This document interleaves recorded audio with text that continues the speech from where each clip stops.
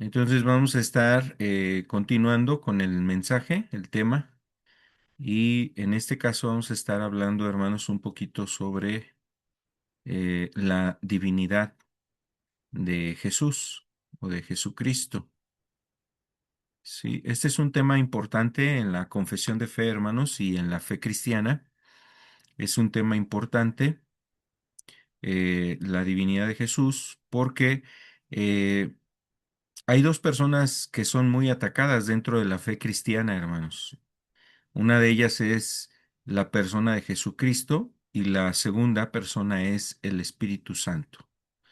Entonces, en relación al Padre, pues realmente ahí como que hay una concordancia con muchas agrupaciones, con muchas personas en relación a Dios como el Padre, el Creador, el que gobierna el universo y todo eso.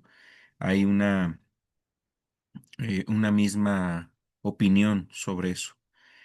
Pero con relación a Jesucristo y al Espíritu Santo son las dos personas que se tiene más dificultad en temas doctrinales y también en temas que tienen que ver con eh, el sustento bíblico, ¿no? O sea, en base a qué sustentamos o decimos que Jesús, por ejemplo, es Dios. ¿Por qué decimos eso?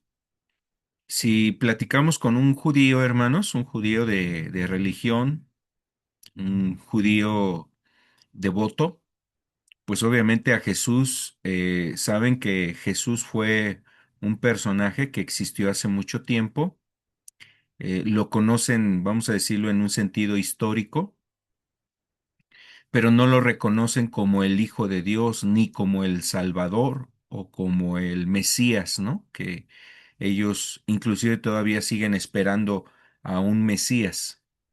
Y a Jesús pues no lo ven como el Mesías, ¿no?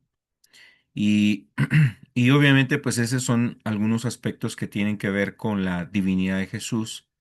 Nosotros como cristianos pues concebimos eso y vemos eso, que Dios le da, la palabra de Dios le da esa facultad o le da esa atribución, esas características a Jesús como Dios, ¿no? Entonces, eso es algo que genera debate luego con algunas otras agrupaciones religiosas. Por eso es importante que nosotros tengamos este conocimiento, hermanos, estas bases bíblicas en relación a lo que estamos nosotros eh, hablando. Entonces, el tema es importante por esa razón, hermanos.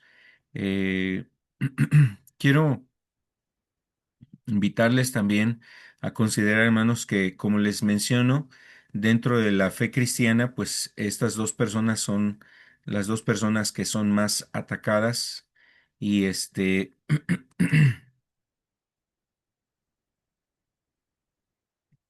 y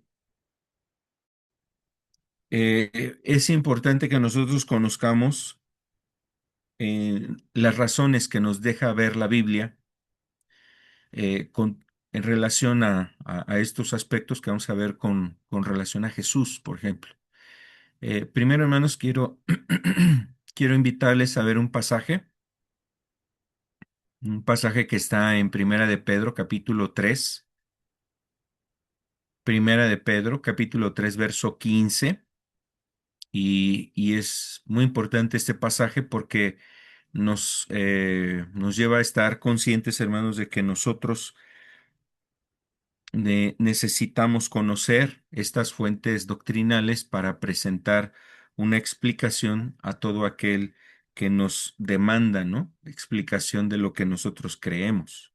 Entonces, la confesión de fe nos ayuda en eso. Y quiero presentar aquí la cita. Está en Primera de Pedro, capítulo 3, verso 15.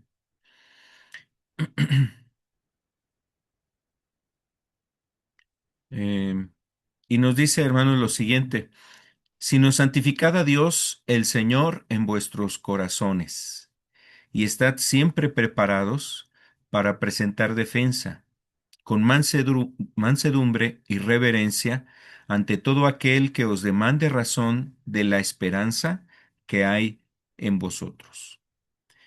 Entonces, el pasaje pues nos lleva a que nosotros estemos listos, hermanos, preparados. Una de las cosas que nos dice este texto es que tenemos que estar preparados para defender, para mostrar argumentos, fuentes, bases bíblicas, pasajes de la Escritura que den una explicación de por qué yo creo esto.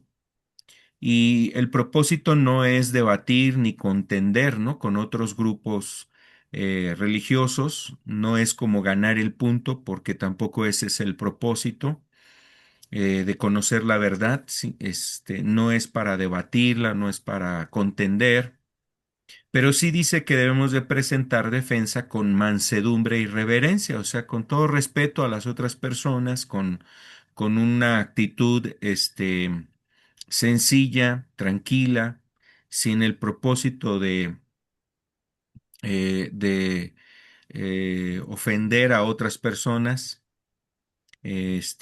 pero presentando fuentes, razonamientos bíblicos, textos bíblicos, bases bíblicas que nos ayuden a mostrar el por qué creemos estas cosas. Entonces, este es un texto muy importante, amados hermanos, y bueno, pues nosotros necesitamos conocer eso. Por ello, la confesión de fe nos da argumentos, nos da citas bíblicas respecto a aspectos que son importantes dentro de la fe cristiana, hermanos, ¿sí?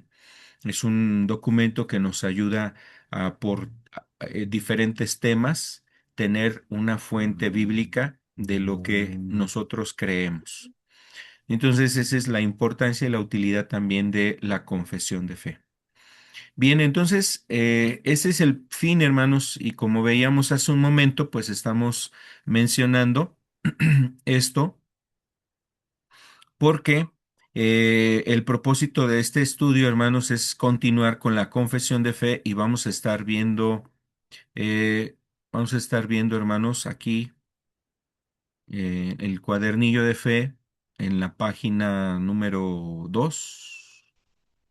Em, entonces ustedes pueden abrir su documento, hermanos, la confesión de fe. Yo aquí lo voy a proyectar para que ustedes lo puedan también visualizar en la pantalla.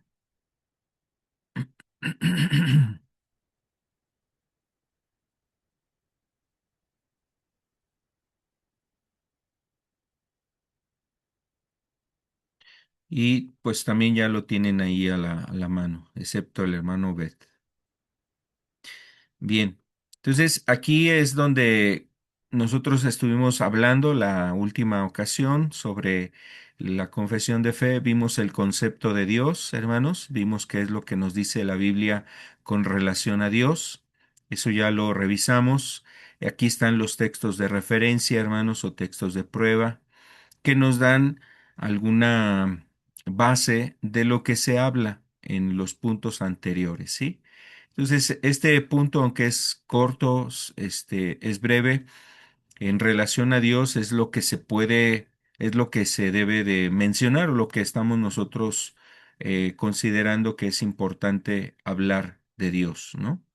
Y bueno, pasamos al siguiente punto que tiene que ver con Jesucristo, hermanos. Ese es el segundo tema que abordamos en la confesión de fe. ¿Y por qué es el segundo? Porque precisamente ya si hemos comprendido que Dios se ha manifestado a través de tres personas, una de estas personas es Jesucristo, ¿sí?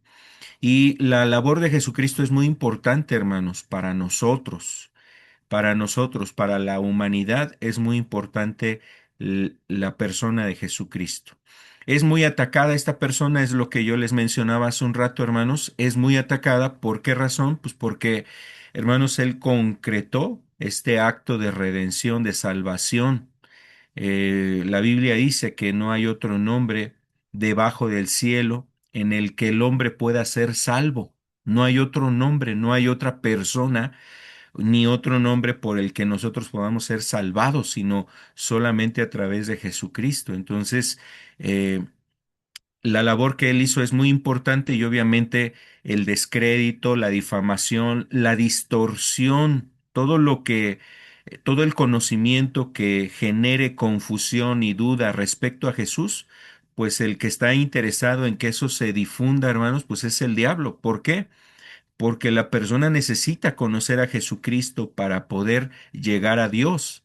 Y entre más confusión, más mentiras, más calumnias, más herejías se hablen respecto a Jesús, pues obviamente esto estorbará, será obstáculo para que las personas puedan encontrar su salvación. Entonces, es un ataque sistemático del maligno, del diablo, hermanos, para impedir que la gente les resplandezca este nombre, que es sobre todo nombre, en el que se dobla toda rodilla, en el nombre, hermanos, en el que está la salvación, el que nos conduce al Padre, porque eso es lo que dice la Biblia, nadie puede venir al Padre sino por mí. Entonces, hermanos, por eso, por cuanto es muy importante Cristo, su obra y su nombre, entonces también por ello es la persona, una de las personas más atacadas dentro del contexto en este mundo, hermanos, y de la fe. Bueno, entonces en la confesión de fe nos dice lo siguiente, dice que Jesucristo es el Hijo de Dios. Voy a leer estos párrafos para que usted también los pueda tener en cuenta. Entonces, Jesucristo es el Hijo de Dios, es Dios mismo hecho carne, increado. Este concepto increado, si usted quiere, puede anotarle ahí en su cuadernillo. Increado quiere decir que Dios, que Jesús, perdón, Jesucristo no es un ser creado. Él no fue creado. Increado significa eso, que no es creado, por cuanto Él es Dios, ¿sí? De la misma sustancia del Padre, concebido sobrenaturalmente por la obra del Espíritu Santo en el seno de la Virgen María. Esto es importante porque nos habla de cómo es que Jesús llega a este mundo, que eso se encarga precisamente el Evangelio de transmitirnos. Aprobado por Dios el Padre y confirmado por el cumplimiento de las profecías dadas por los santos hombres de Dios en el Antiguo Testamento. ¿Sí? Hace 8 días que hablamos de la Trinidad, recuerdan en el bautismo, cuando Jesús fue bautizado, dice que Jesús salió de las aguas, vino en forma corporal la paloma, o el Espíritu Santo en forma corporal de paloma, y una voz en los cielos escuchó que decía, este es mi Hijo amado en quien tengo complacencia. Entonces, el Padre dio testimonio de su Hijo, Jesucristo, confirmado por el mismo Padre y como dice aquí, también por las profecías que Dios le dio a los hombres, ¿no? En el Antiguo Testamento. Entonces, esas profecías se cumplieron en Jesús. Cuando hablábamos también sobre el tema de la Biblia, hermanos, hablábamos de un hombre llamado, el apellido creo que es Lidon. Él contaba cerca de 300 profecías que encontraba en el Antiguo Testamento que se habían cumplido en la persona de Jesucristo, ¿sí? Entonces, por decir algún dato. Entonces, ese evento no es cualquier cosa, se cumplieron las profecías en una persona y es Jesucristo. Bueno, sigo leyendo. Dios toma la naturaleza humana y así la divinidad y la humanidad se unieron perfectamente en una sola persona, jamás, perdón, para jamás ser separados. ¿En quién? En Jesucristo. O sea, este es un misterio que también habla la Biblia. En Timoteo dice que grande es el misterio de la piedad, hermanos, ¿sí? Y bueno, pues es algo importante que nosotros necesitamos tener en cuenta, hermanos. Vamos a ver algunas cosas aquí. De los textos, me estoy adelantando un poquito a los textos para ver la base, hermanos, de algunas cosas que ya hemos mencionado aquí. Entonces quiero mencionar, por ejemplo, este texto que hablamos. Hay un texto ahí en Hebreos que hablamos hace 8 días, que es Hebreos 1:3, donde nos dice que Jesús es de la misma naturaleza y esencia del Padre, ¿sí? y esto tiene que ver con lo que se describe más arriba, ¿sí, hermanos? Entonces, es parte de lo que quiero yo ahí mencionar para que ustedes tengan presente que, por ejemplo, este texto Hebreos 1:3, pues tiene un sustento sobre lo que ya se mencionaba aquí, ¿no? Que es de la misma, aquí lo menciona, de la misma sustancia del Padre, ¿sí?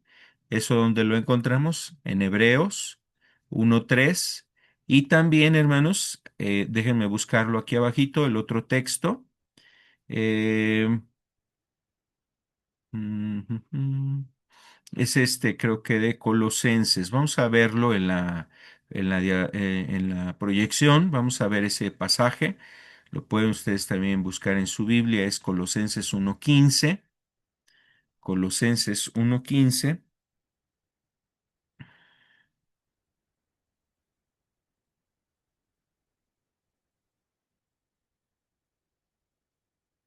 Y de ahí pues vamos a estar viendo los siguientes versículos. Entonces nos dice la Escritura, dice, Él es la imagen del Dios invisible, el primogénito de la creación. Y bueno, quizás este texto, hermanos, puede generar en algún momento la confusión. Hace un rato decíamos que era un ser increado. El primogénito no quiere decir como que él fue el primer ser creado, ¿no? Sino, obviamente está hablando él es de él parte la creación.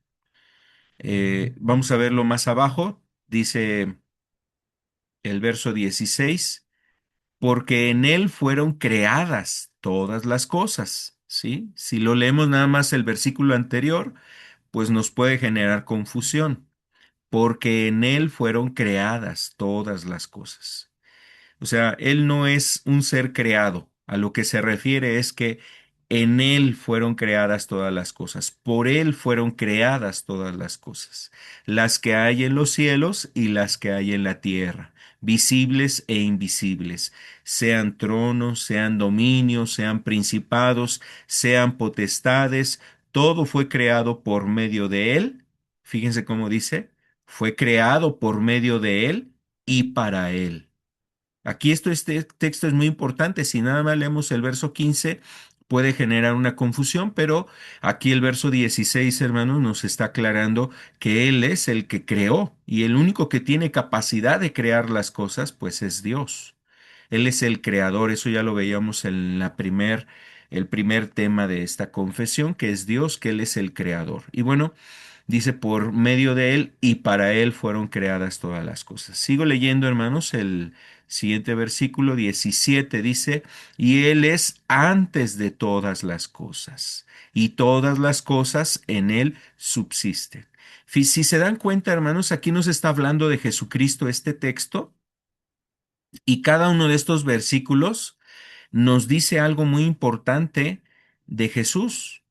Regresando al capítulo 15, bueno, en el capítulo, perdón, en el versículo 15, nos está diciendo que Jesús es la imagen misma, dice. Él es la imagen del Dios invisible. La imagen. O sea, Él es el que nos presenta, nos mostró. Como dice la Biblia, nadie ha podido ver a Dios, pero el unigénito Hijo de Dios, Él es el que nos lo ha mostrado. Entonces, eh, Él es Dios, y el verso 16 nos dice que Jesús es el que creó todas las cosas. Entonces, aquí nos está presentando a Jesús en estos dos versículos como Dios, como el creador, en este verso 16. El siguiente versículo, hermanos, 17 que ya leíamos, dice, Él es antes de todas las cosas. Aquí nos está presentando a Jesús con la característica de Dios de eterno. O sea, Él es antes de todas las cosas. Jesús es antes de todas las cosas. Eso quiere decir que Jesús es eterno y esa es la manera en cómo nos lo presenta aquí también. El verso 18. Y Él es la cabeza del cuerpo, que es la iglesia, el que es el principio, el primogénito de entre los muertos, para que en todo tenga la permanencia o preeminencia, perdón, preeminencia es como el primer lugar, la preeminencia, mantener el primer lugar de todas las cosas, eso es lo que nos dice ese pasaje. Él es el primero en todas las cosas, por cuanto agradó al Padre que en él habitase toda la plenitud. Y dice el verso 20, y por medio de él reconciliar consigo todas las cosas, así las que están en la tierra como las que están en los cielos, habiendo, perdón, haciendo la paz mediante la sangre de su cruz, ¿sí? Entonces, nos está hablando específicamente de la persona de Jesús, hermanos, y le da varias atribuciones a Jesús de Dios, ¿sí? Esta es una epístola muy interesante, muy importante, la epístola del apóstol Pablo a los Colosenses, que nos permite, pues, comprender estas cosas, hermanos. Entonces, son atribuciones que se le están dando a Dios. Voy a regresar a la perdón, a la confesión de fe, hermanos, para continuar leyendo y creo que con los textos que hemos visto hasta ahorita, pues ya hay algunos puntos importantes, ¿no? Que necesitamos tener en cuenta. Entonces, perdón, el texto que quiero ver ahorita para comprobar esta parte que dice aquí, Dios toma la naturaleza humana y así la divinidad y la humanidad se unieron perfectamente en una sola persona, ¿sí? O sea, ¿quién es esa persona donde se unió la humanidad y la divinidad? Eh, en el Antiguo Testamento, hermanos, inclusive Dios les había dado promesa al pueblo de Israel diciéndoles, Dios mismo vendrá y os salvará. Dios mismo vendrá y os salvará. O sea, ese era un anuncio del Mesías y que sería precisamente el Salvador y está Dios revelando, o sea, yo mismo voy a ir, ya no voy a enviar a alguien, no voy a comisionarle a alguien, sino yo mismo voy a ir a ustedes y los voy a salvar. Entonces, ese es un aspecto importante que se cumplió en Jesucristo, ¿no? También en el Antiguo Testamento, en el libro del profeta Isaías, hermanos, se habla de Jesús como el nombre de Emanuel. Emanuel, que significa Dios con nosotros, ¿sí? Dios entre nosotros. Y eso es precisamente también esta idea que está mencionando aquí la confesión de fe, que llegaría el momento donde Dios estaría aquí entre nosotros, nos visitaría, estaría entre nosotros. ¿Por qué, hermanos? Porque el pueblo de Israel concebía a Dios solamente en el templo y no cualquier persona podía entrar al templo, hasta el lugar donde estaba la presencia de Dios. Solamente el sumo sacerdote y después de haber hecho purificaciones y rituales de purificación, ofrendas para expiar sus pecados, entraba solamente una vez al año. Y entraba, hermanos, para ofrecer la sangre de un cordero para pedir el perdón de pecados por todo el pueblo. Y solamente era algo que se hacía una vez al año y entraba hasta este lugar. Entonces el judío entendía esto, tenía esta idea, hermanos, de que a Dios pues no se le podía acercar y que Dios se acercara a nosotros, pues no estábamos en la condición de que Él se acercara. Pero esto lo hizo Jesús, hermanos. Eso hizo Jesús, acercar a Dios a nosotros. O sea, Cristo Jesús, que es Dios, se acercó a nosotros y eso es lo que habla la Escritura. Ahora, vamos a ver un texto con relación a ese punto que estamos ahí mencionando, que está aquí, creo que es este pasaje de Primera de Timoteo 2:5. Primera de Timoteo, en el capítulo 2.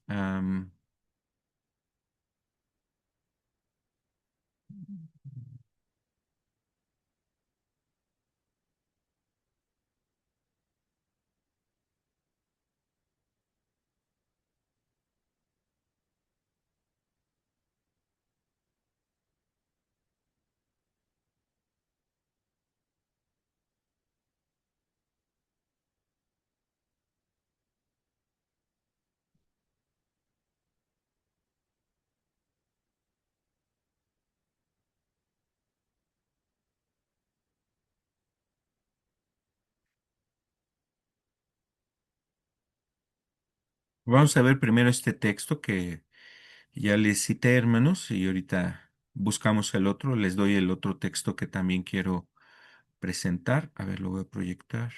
Mm, Es, este texto nos dice, hermanos, que porque hay un solo Dios y un solo mediador entre Dios y los hombres, Jesucristo, hombre. Entonces, tiene relación con lo que quería yo mencionar. ¿Por qué? Porque nos dice que Jesucristo es hombre.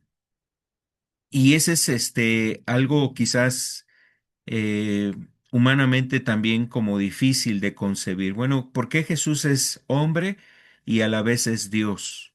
Eso es lo que sí nos deja ver la Escritura. Él vino en esa condición como nosotros, como un hombre me refiero. Tomó un cuerpo como el tuyo, como el mío, fue un hombre como los hombres que habitan esta tierra, pero fue Dios, hermanos, tomando el cuerpo de un hombre. Y aquí hay algo importante, hermanos, porque esta idea nos transmite que Dios se hizo carne, ¿no? Eso es lo que dice el Evangelio de Juan. Dios se hizo carne. ¿A través de quién? A través de una persona que se llama Jesucristo. Entonces, Dios, Jesucristo hombre, pero también aquí nos dice porque hay un solo Dios y un solo mediador. ¿Quién es? Jesucristo hombre. Veamos el otro pasaje que está, es este, mm, en 1 Timoteo 3:15, mm, en el capítulo 3 de Primera de Timoteo, ahora el verso 15.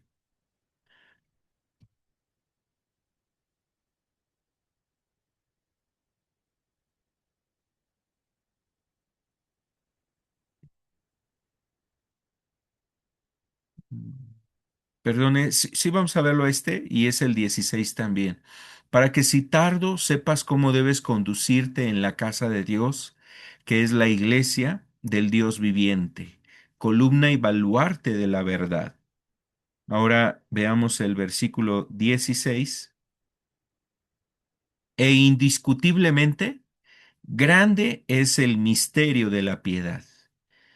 Y como les he mencionado en otro momento, hermanos, esta palabra misterio pues se refiere a un asunto espiritual, a una verdad que humanamente no alcanzamos a ver con toda claridad. O sea, ¿por qué? Porque también nuestro entendimiento no tiene esa, por decirlo, ese grado de comprender absolutamente todas las cosas. Creo que el único que lo puede comprender en absoluto es Dios, hermanos. Y obviamente, pues nosotros no somos Dios. Dios nos revela y nos ministra y el Espíritu Santo nos ayuda a poder entender su palabra. Y aquí es un asunto donde dice eso, ¿no? Grande es el misterio de la piedad. Dios fue manifestado en carne, justificado en el Espíritu, visto de los ángeles, predicado a los gentiles, creído en el mundo, recibido en la gloria. Y aquí, hermanos, este texto pareciera que resume el ministerio de Jesús. El ministerio, la obra y servicio de Jesús tiene que ver desde su venida, su labor en esta tierra y cómo concluye su ministerio, su servicio Jesús. El ministerio de Jesús concluyó, hermanos, regresando a los cielos y ahora estar sentado a la diestra del Padre. Entonces, eso es lo que nos dice este pasaje y también es un texto muy interesante que nos permite comprender lo que estamos mencionando en la confesión de fe. Entonces, estamos mencionando esos textos por este punto, hermanos. Dios toma la naturaleza humana y así la divinidad y la humanidad se unieron perfectamente en una sola persona para jamás ser separados. Este es Jesucristo, verdadero Dios y verdadero hombre, ¿sí? Este es verdadero Dios y verdadero hombre. Esa es una verdad importante de la fe cristiana, hermanos, que Jesús es Dios, pero también Jesús fue un hombre que estuvo aquí entre nosotros. Y bueno, sigue diciendo, el cual ciertamente vino en carne y vivió una vida santa. Esto también es muy importante respecto a Jesús. Una vida santa, sin pecado jamás. Esto también es algo muy interesante, hermanos, importante que conozcamos y sepamos que Jesús vivió una vida santa, sin pecado. Dice Hebreos que fue tentado en todo, pero sin pecado. Él con la misma condición de hombre fue tentado. En Lucas, en Mateo 4 y Lucas 4, pues habla de la tentación de Jesús. Fue tentado en distintas áreas y no solamente esas dos ocasiones que dice ahí la Escritura, seguramente Jesús fue tentado en muchos momentos, en muchas situaciones. Pero dice la Biblia que él vivió sin pecado, ¿sí? Aunque fue tentado en todo según nuestra semejanza, ¿sí? Eso ya lo mencionaba, el cual verdaderamente padeció, dice, bajo el gobierno de Poncio Pilatos, ¿sí? Aquí pasamos ya como a otro dato de la historia de Jesús, hermanos, que Jesús padeció por el gobernador de aquel entonces en Judea, que era Poncio Pilatos, y por medio de él fue sentenciado a ser crucificado, fue crucificado.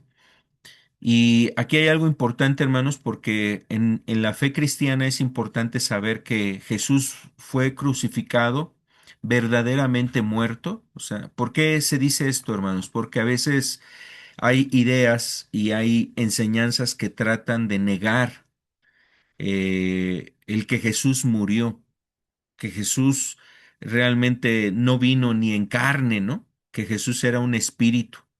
Y eso es lo que también se encarga el apóstol Juan. No sé si usted ha leído en las epístolas del apóstol Juan, dice que aquel que confiesa que Jesús vino en carne, verdaderamente es de Dios. El que niega que Jesús vino en carne es el anticristo, ¿no? O sea, es el que se opone a a la fe cristiana, a lo de Cristo. Entonces el apóstol empieza a defender esa parte porque ya había comentarios que buscaban distorsionar que Jesús no vino en carne, que era como un ángel, que era un espíritu y que realmente no murió, o sea, sino que él ese momento solamente se dejó poner en la cruz, pero inclusive hay ideas, ¿no? De que Jesús no sintió, no hubo dolor en él, porque no era pues un ser como nosotros.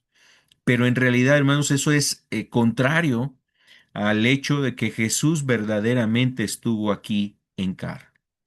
Entonces, bueno, por eso se pone esto en la confesión de fe. Fue crucificado, murió, hermanos, y fue sepultado para pagar por los pecados de todos los hombres y reconciliarnos con Dios su Padre. Descendió a las partes más bajas de la tierra. Este Jesucristo, este Jesucristo verdaderamente resucitó de los muertos al tercer día, conforme a las Escrituras. Esos son datos muy importantes, hermanos. Conforme a las Escrituras, dice que Jesús resucitó y que volvió a tomar su propio cuerpo de la sepultura, ¿no? Porque cuando las mujeres en la resurrección fueron a ver el sepulcro, no estaba Jesús en el interior. Lo que vieron ahí fue un ángel y les dijo, pasen y vean, no está aquí. O sea, no estaba Jesús, no estaba su cuerpo, no lo vieron.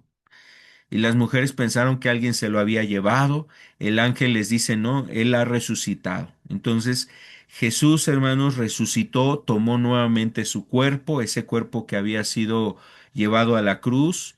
Y bueno, pues al tercer día ocurrió esto. Y ese evento también es muy importante en la fe cristiana. ¿Por qué, hermanos? Porque Jesús no solamente murió en la cruz para perdonar nuestros pecados. O sea, no es un Jesús que se quedó en la cruz, como quizás a veces se piensa, ¿no? La idea que se tiene, Jesús ahí en la cruz. No, hermanos, Jesús no está en la cruz. Jesús ahorita está vivo y está a la diestra del Padre. Él resucitó. Entonces nuestro Dios resucitó, nuestro Señor resucitó, tomó ese cuerpo nuevamente, hermanos, y verdaderamente resucitó de los muertos al tercer día, conforme a las Escrituras. Dice, volvió a tomar su cuerpo de la sepultura. Y aquí hay algo muy importante, hermanos, también dice que apareció vivo ante sus apóstoles y ante 500 personas, ¿sí? Este dato nos lo da la epístola del apóstol Pablo a la iglesia de Corintios. Hay el capítulo 15 de Primera de Corintios nos da, habla de la resurrección y menciona la resurrección de Jesús, que resucitó conforme a las Escrituras, porque eso se había anunciado. Jesús mismo le dijo a sus discípulos, es necesario que el Hijo del Hombre padezca, que esté en manos de pecadores, lo van a crucificar, lo van a matar.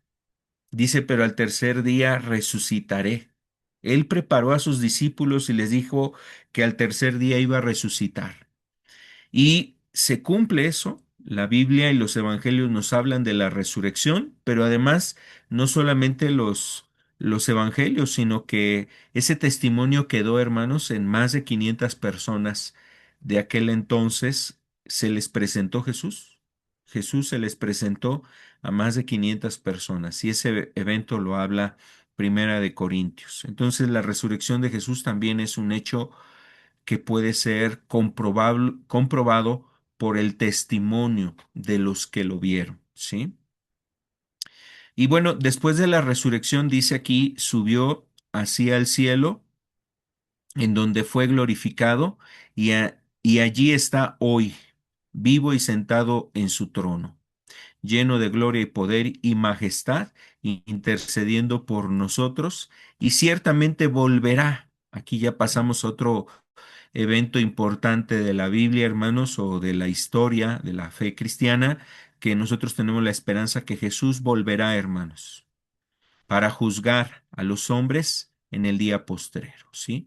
Jesús regresará a este mundo, hermanos, para por su iglesia, vendrá por su iglesia, vendrá también al ponerle un fin a todas las cosas, y este es un evento también que se conoce en la Biblia como la segunda venida de Cristo, que también es un asunto doctrinal. Eso lo vamos a ver ya en otra sección también más adelante en la confesión de fe. Sigo leyendo, dice también, este Jesucristo es a la vez este Jesucristo es a la vez el máximo profeta y dio toda la verdad necesaria para que el hombre sea salvo. Jesucristo nos dio toda la verdad profética, todas las cosas que tú y yo necesitamos para que podamos ser salvos. Él es el camino, la verdad y la vida. Nadie puede ir al Padre si no es por Él.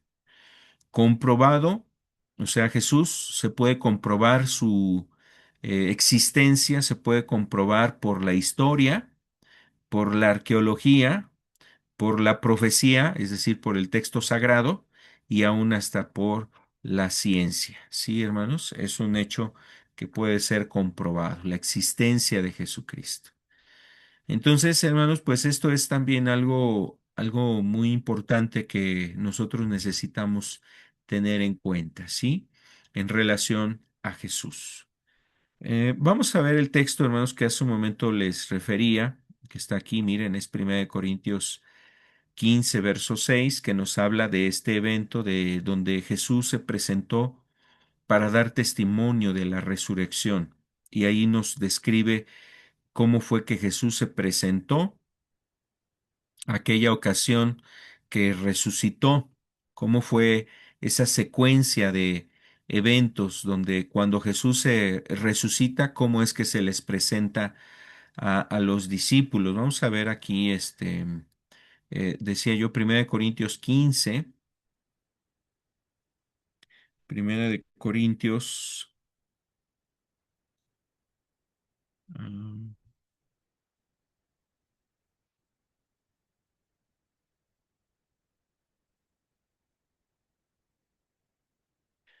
Corintios capítulo 15, el versículo 6. Vamos a ver el verso anterior a este, también nos va a ayudar. El 4. Podemos ver verso 4, hermanos. 1 Corintios.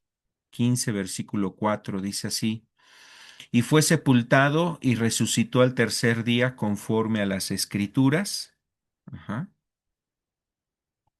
El verso 5 dice: y que apareció a Cefas, es decir, a Pedro, y después a los 12. Después apareció a más de 500 hermanos a la vez, de los cuales muchos viven aún y otros ya duermen, o sea, otros ya habían fallecido. Después apareció a Jacobo. Jacobo es, este, se refiere a Jacobo el hermano, el medio hermano de Jesús, uno de los hijos de María y de José. Se le presentó a Jacobo, y este Jacobo que menciona aquí es el Jacobo de la epístola de Santiago. ¿Sí? Santiago es una modificación de dos, de una frase.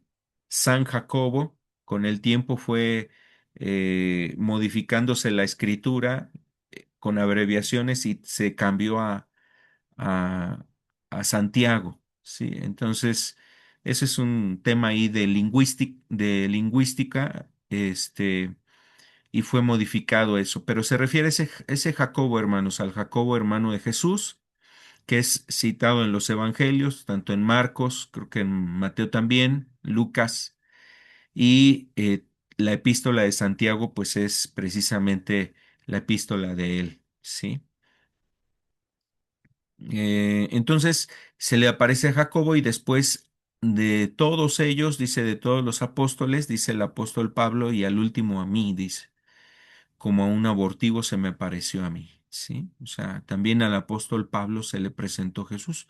Él lo vio, hermanos, resucitado, y eso es algo quizás muy interesante, saber que Jesús se le mostró al apóstol Pablo, ¿no? Él da testimonio de que él lo vio, que él conoció a Jesús, lo vio. Entonces, él da testimonio de la resurrección también de Jesucristo. Y ese es el propósito de ese pasaje, de estos pasajes que estamos también ahí mencionando.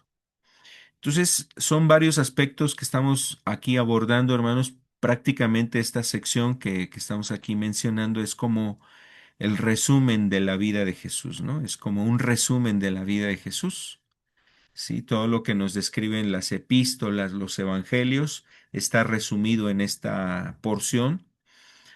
Y bueno, se presentan algunos textos, como les he mencionado en otro momento, son algunos textos, en realidad no es todo, no son todos los textos. O sea, hay muchos textos que en estos puntos pueden ayudarnos a entender sobre la resurrección, sobre el ministerio de reconciliación, ¿no? Es que Él murió por nosotros para que nuestros pecados fueran perdonados, etcétera. Entonces, todo eso es parte de lo que nos habla la Escritura, hermanos, con relación a Jesús. Y es importante que lo tengamos ahí en cuenta. Bien, entonces quiero mencionar esto, hermanos, y ahora vamos a ver una presentación. No sé si tienen alguna duda, pregunta, hermanos, con relación a estos puntos que estamos aquí mencionando.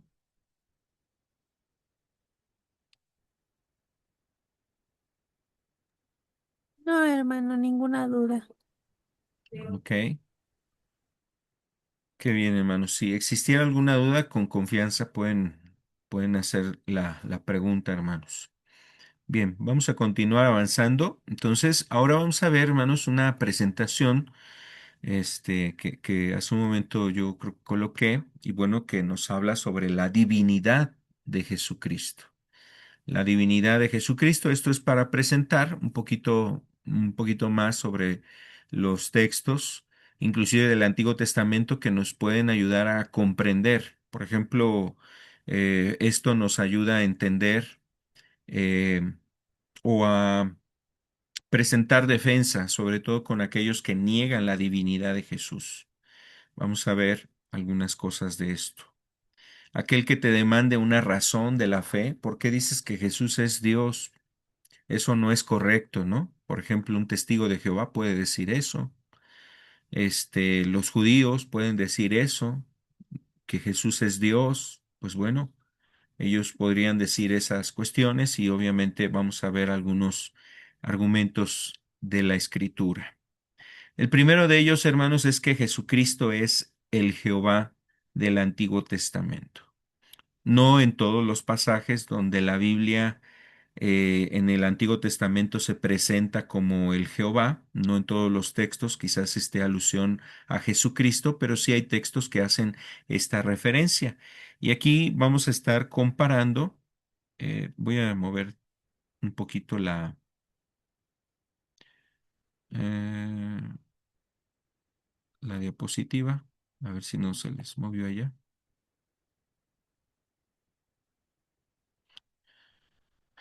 Eh, para que veamos estos textos. Aquí ustedes ven en la presentación, Jesucristo es Jehová del Antiguo Testamento.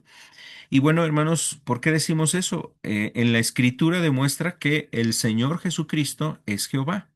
Por ejemplo, este texto de Isaías 41:4, en Isaías 44:6, en el 48:12, declara que el atributo de ser el primero y el último le pertenece solamente a Jehová. ¿Sí? Hasta aquí, hermanos, estamos hablando de lo que nos dice el profeta en el Antiguo Testamento. ¿Qué profeta? Isaías.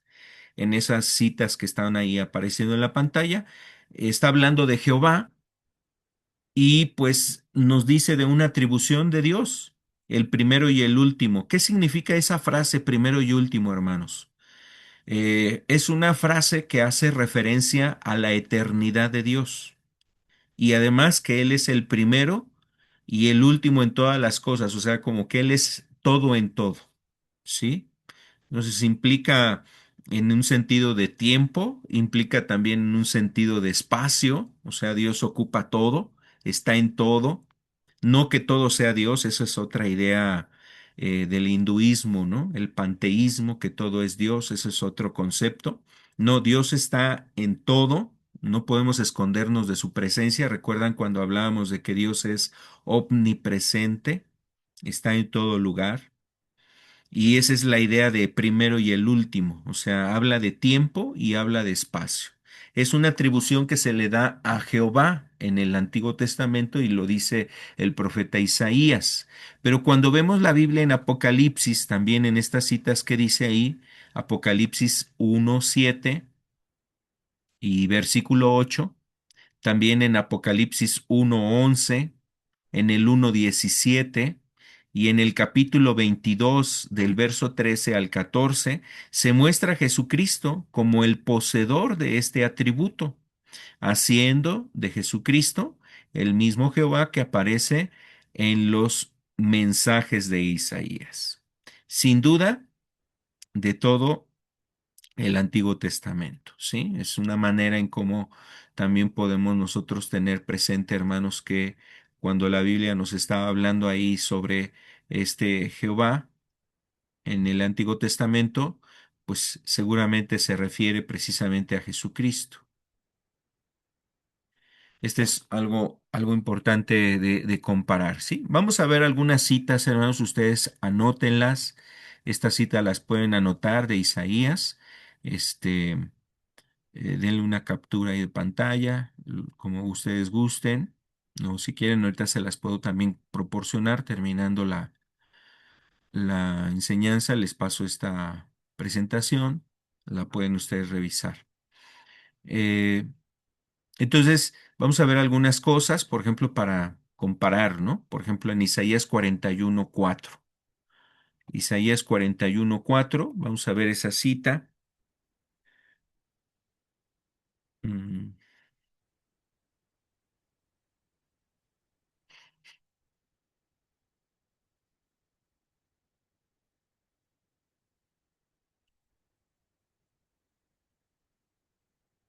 Dice, ¿quién hizo y realizó esto? ¿Quién llama a las generaciones desde el principio? Yo Jehová, el primero, y yo mismo con los postreros. ¿Sí? Yo el primero y yo mismo con los postreros. Eso está en Isaías 41, verso 4. Y así cuando usted ve Isaías 44, verso 6, esta es la frase que aparece ahí, primero y postrero, o el primero y el último, es quizás un sinónimo, la frase es la misma esencia de la frase, hablar de que Él es el primero, el último. Y esta misma frase la encontramos, como decíamos, ahí en Apocalipsis. Ahora vamos a ver Apocalipsis, eh, el capítulo 1, el versículo 7 dice ahí. Entonces veamos este texto que está ahí. Dice, he aquí que viene con las nubes y todo ojo le verá y los que le traspasaron y todos los linajes de la tierra harán lamentación por él. Sí, amén, dice ahí la escritura. Eh, el verso 8 dice aquí algo importante, dice, yo soy el alfa y la omega, principio y fin, dice el Señor, el que es, el que era y el que ha de venir, el Todopoderoso.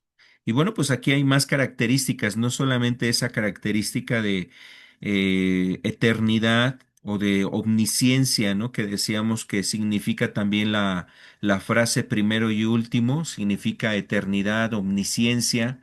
Aquí habla de todopoderoso, ya específicamente es un contexto, está hablando de Jesús. Todo ojo le verá, está hablando de que Él va a venir, ¿no? El primero, el que era, el que es y el que ha de venir, dice aquí, el todopoderoso. Entonces, aquí nos habla específicamente atribuciones divinas que se le están ahí dando a Jesucristo, ¿sí, hermanos? Entonces, esto es algo muy importante en esta parte de la escritura.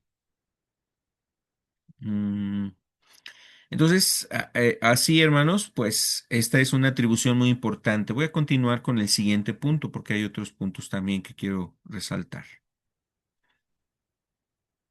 Vamos a la diapositiva. Entonces, el siguiente punto, hermanos, la Biblia habla de una adoración universal que se le dará a Dios y está haciendo como la referencia de que la humanidad, los pueblos, las lenguas le darán esa adoración a Dios, ¿sí?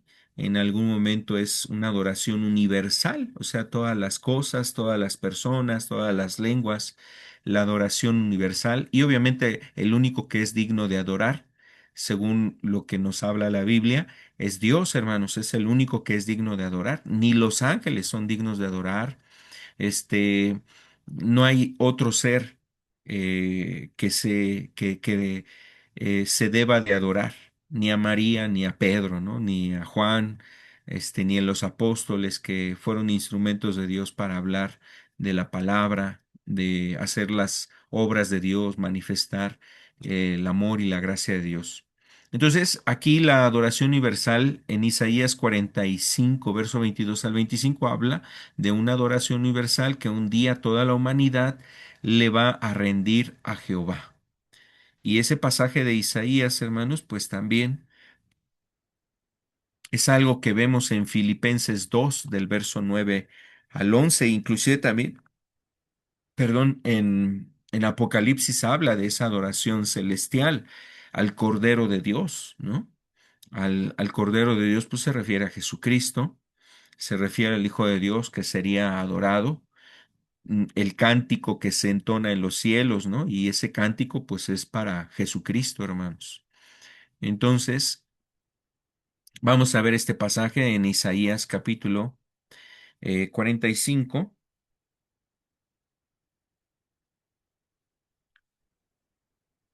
versículo 22, y pues de ahí vamos a leer algunos otros, eh, los siguientes versículos.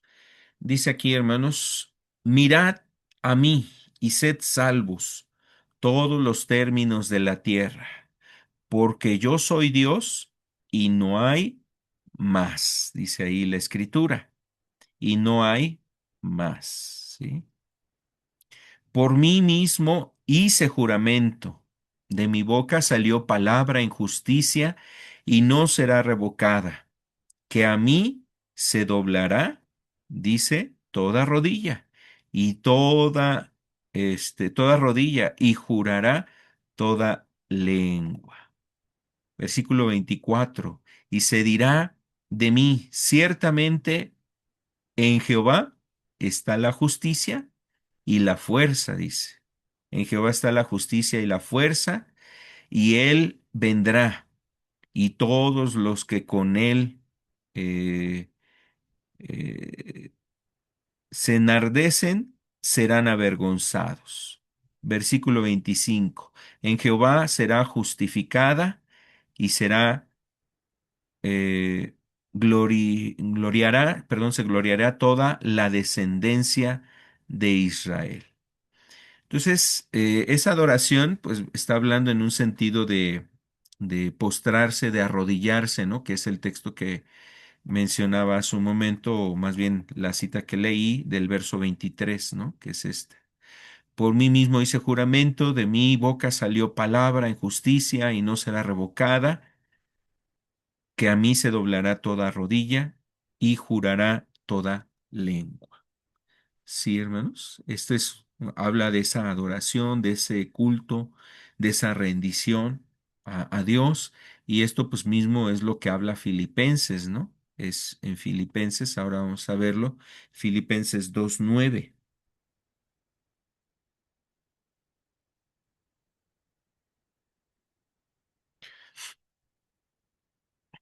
Por lo cual también le exaltó hasta lo sumo y le dio un nombre que es sobre todo nombre, dice la Escritura. El verso 10, para que en el nombre de Jesús se doble toda rodilla de los que están en los cielos y en la tierra y debajo de la tierra. Sí, hermanos. También podemos ver el 11, dice, y toda lengua confiese que Jesucristo es el Señor para gloria de Dios Padre. Entonces, hay concordancia, hay una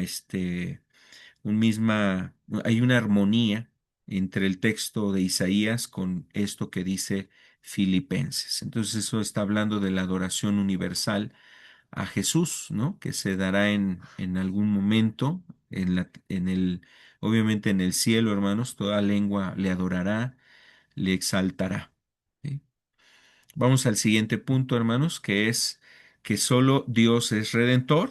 Ese es un principio muy importante. Solo Dios nos puede redimir. Y como dice aquí, hermanos, la palabra redentor significa liberación de algún mal mediante el pago de un precio. ¿Sí? La redención es liberar a una persona que está en un mal, pero para liberarlo tiene que dar un pago, pagar un precio, hermanos, para su libertad. Entonces solamente Dios es el que nos puede redimir. Eso es lo que dice la Escritura y eso, por ejemplo, en Isaías habla de Jesús, perdón, de Jehová, ¿no? En Isaías dice que Jehová es nuestro redentor. Veamos ese texto de Isaías. Bueno, vamos a ver este segundo punto aquí en la diapositiva. Dice Isaías 44, verso 22 al 23, establece que Jehová es el redentor. Y en Efesios 1:7 dice que Jesucristo es quien es el redentor. Entonces, cuando la Biblia, hermanos, hace esta similitud ocupando los dos nombres, o sí, dos nombres con los cuales Dios se ha dado a conocer en diferentes momentos a diferentes eh, personas, ¿sí? Por ejemplo, el Jehová, pues es quizás el concepto, el nombre con el que Dios se le reveló al pueblo de Israel, el Jehová, ¿no? Ellos lo conocen así como Jehová de los ejércitos, etcétera. Pero también, pues, ya hablando en este caso de la venida de Jesús, pues ahora por medio de Jesucristo es el nombre que también se nos ha presentado Dios. Y bueno, ahora sí vamos a ver ese texto en Isaías 44. Isaías 44,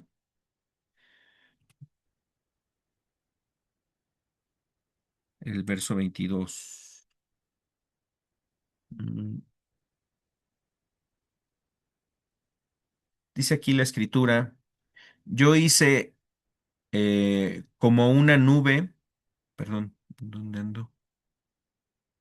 Sí, yo deshice como una nube tus rebeliones y como niebla tus pecados. Vuélvete a mí, porque yo te redimí, dice este texto. Y el siguiente versículo 23 dice, cantad loores, oh cielos, porque Jehová lo hizo. Gritad con júbilo, profundidades de la tierra. Porrumpid montes en alabanza, bosques y todo árbol que en él está, porque Jehová redimió a Jacob y en Israel será glorificado. Entonces está hablando de la acción de redimir y muy probablemente también es ese sentido profético hablando de que Dios iba a redimir al pueblo y le da este título a ese Jehová que se está presentando en ese momento a través del profeta Isaías diciendo, yo Jehová te redimí, ¿no?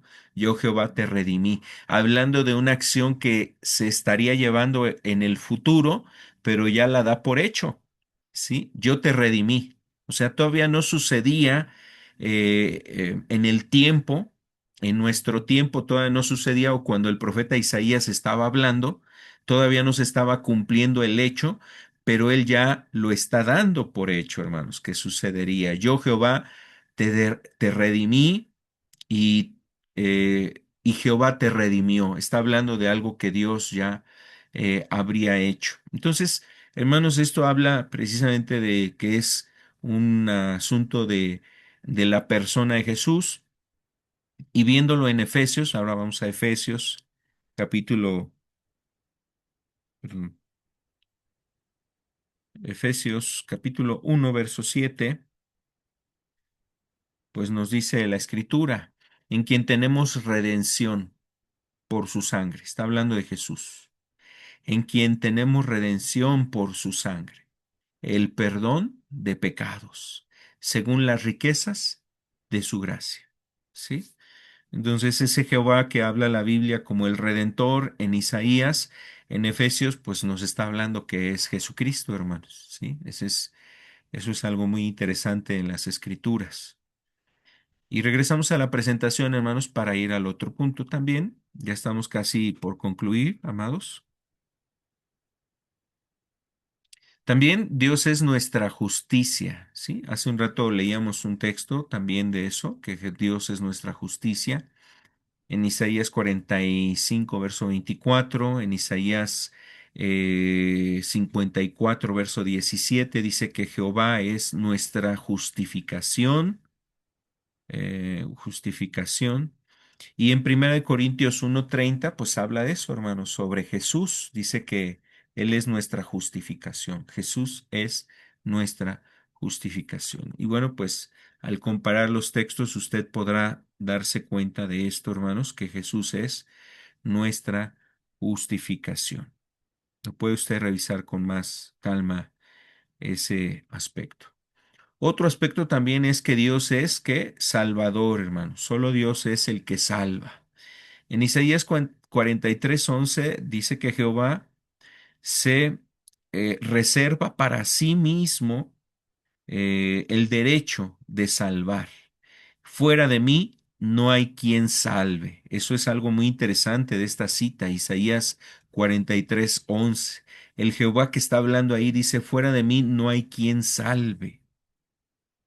Y en Tito 2:13 enseña que Jesucristo es el Salvador, dejando establecido, hermanos, que Él es el Jehová de el capítulo 43 de Isaías. No hay fuera de Dios quien salve, y no hay fuera de Jehová quien salve, y la Biblia nos presenta a Jesús como Él es ese Salvador. Por último, hermanos, no, perdón, ya era el último punto, es este, donde nos dice que solo Dios salva, ¿sí? Bien, hermanos, pues estos son algunos textos y pasajes que nos ayudan a ver esta parte que tiene que ver con Jesucristo. con relación a su divinidad, hermanos, y que nos dan razón, argumentos, bases bíblicas para saber por qué pensamos que Jesús es Dios. Pues porque la misma escritura, eso es lo que nos muestra, que Jesucristo es Dios. Es Dios verdadero y verdadero hombre también el Señor Jesucristo. Entonces, pues este es el punto, hermanos, que queremos abordar en esta ocasión y quisiera que concluyéramos con una oración, amados hermanos. Gracias, bendito Señor y Padre, gracias por todo lo que nos permites conocer, comprender, aprender, Dios. Queremos pedirte que tu palabra y tu verdad esté en nuestros corazones, que tu Espíritu Santo siga dirigiéndonos a toda verdad y a toda justicia, Señor. Ayúdanos, Señor, guárdanos, Señor. No, que en nuestra vida no haya confusión ni duda, Señor. Dice tu palabra que a veces las doctrinas, falsas doctrinas, pueden ser como un viento que lleva un barco de un lugar a otro, sin un rumbo fijo o correcto, Señor. Pero queremos pedirte que tu palabra, Señor, sea el que nos dé la dirección, Señor. Tu palabra nos dirija y que no sea el engaño, la mentira, el error, Señor, de las falsas doctrinas que nos afecten y que nos hagan dudar sobre la fe verdadera. Gracias por estos fundamentos, pedimos que estén en nuestro corazón. Sella la palabra tuya en nuestras vidas. Te agradecemos, Señor, y queremos ponernos en tus manos. En el nombre de Cristo Jesús. Amén y amén.